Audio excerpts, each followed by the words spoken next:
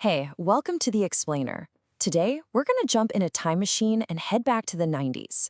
We're going to figure out how a few bands from one rainy city created this messy, loud, and totally honest sound that completely took over the world. This is the story of grunge. So I want you to think about your playlist for a second, or even just your social media feed.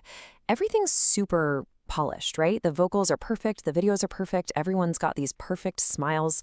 But do you ever get kind of tired of that? Do you ever just wish things were a little more real? Well, it turns out a whole lot of people felt exactly that way at the end of the 80s. Yeah, on one hand, you had the 80s. We're talking bright colors, synthesizers, that big, flashy hair. It was all music that looked and sounded really expensive and just perfect. But then grunge came along, and it was the total opposite. It was like the ultimate no-filter reaction. Dark, raw, and it was all about embracing the messy, authentic parts of life. So where did this whole rebellion kick off? You might think a huge music revolution would start in a flashy city like LA or New York. But nope.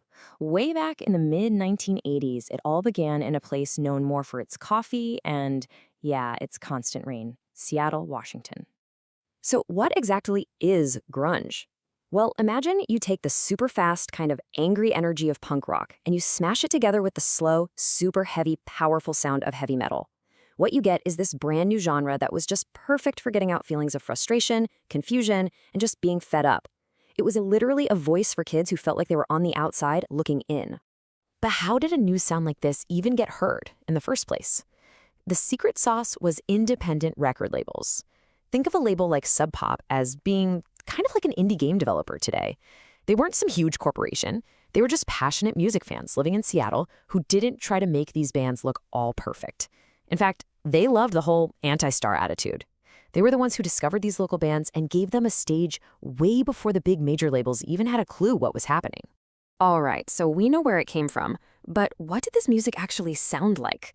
Let's dive into the bands that became the icons of this entire movement.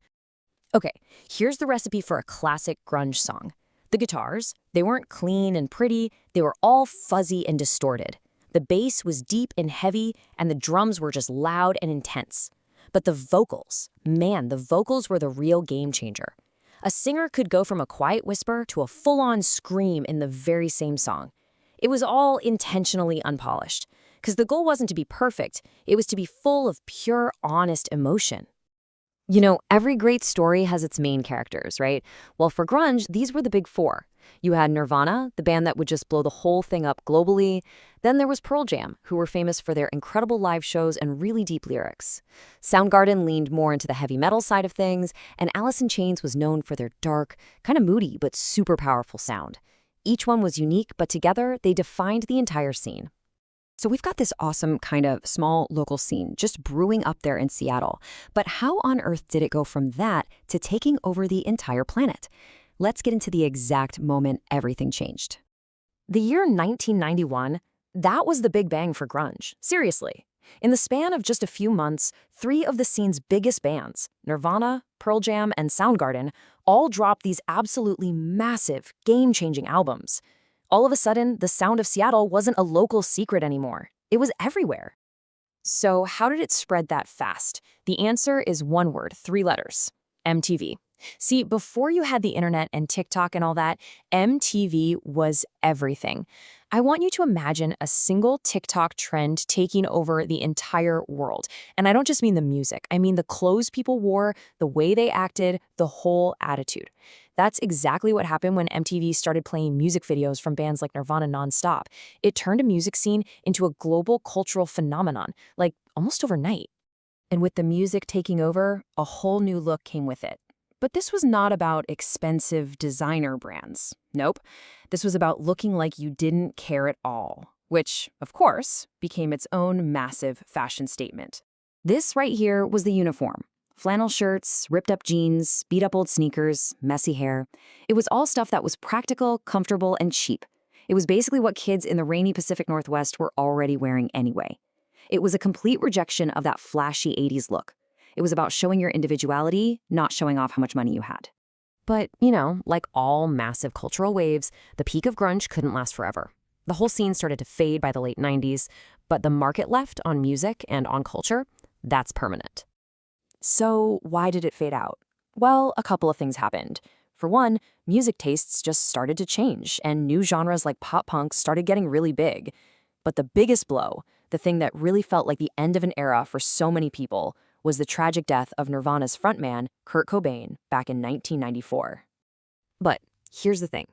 Even though that main wave kind of crashed, grunge itself never truly died.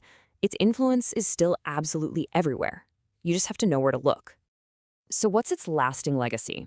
Well, for starters, grunge totally paved the way for so many other kinds of music, everything from alternative rock to emo. And its fashion, the flannel, the ripped jeans, that stuff still pops up everywhere today.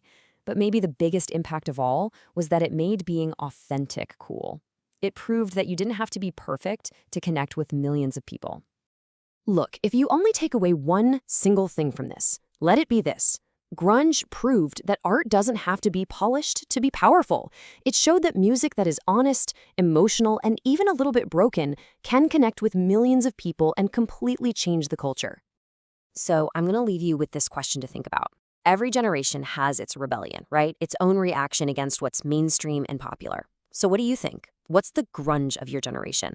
What's the music or the style or the movement that feels totally real and speaks for you?